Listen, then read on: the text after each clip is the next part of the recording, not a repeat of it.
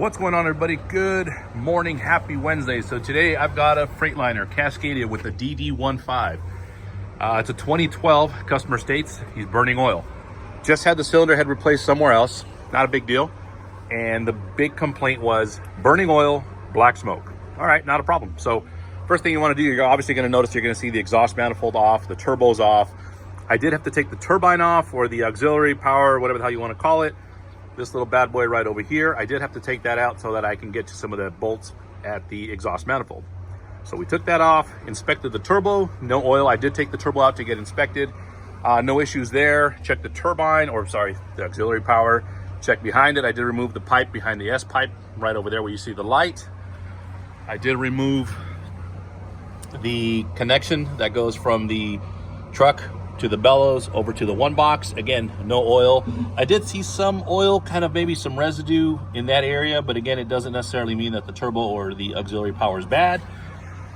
We did fire it up, and we did find that there's, being that the cylinder head was just replaced, inside here, it's a little wet, nothing terrible.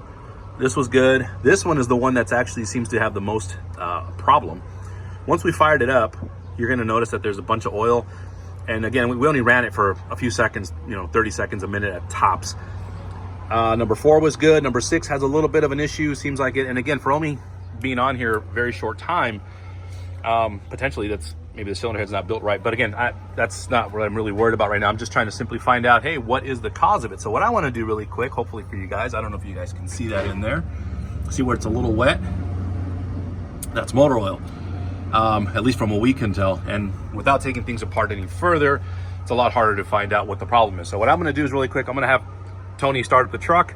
I'm going to quickly show you guys. You're going to see it's going to be loud. So unfortunately, the audio is going to probably suck with that. But you're going to see, I'm going to let it warm up just a little bit, or push up some oil. And we're going to see right there just how much oil is actually coming out from the number 3. So let's fire it up. All right, guys. So Tony's going to go ahead and fire it up. Again, it's going to be pretty loud. You're going to get a bunch of, smoke popping out and whatnot, but my main focus is going to be right there, the number 3. So right there, number 3.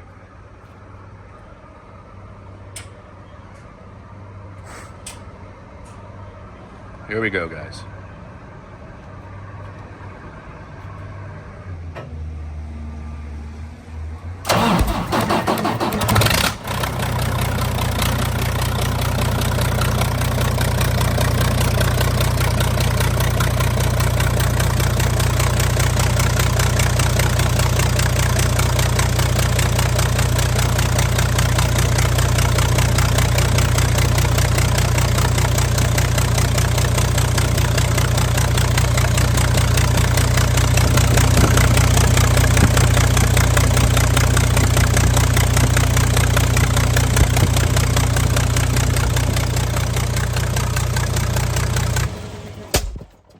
There you go, guys. So that's what it sounds like when you actually have the manifold off there. And again, hopefully you guys can see that. And that's just a little bit of oil pushing through.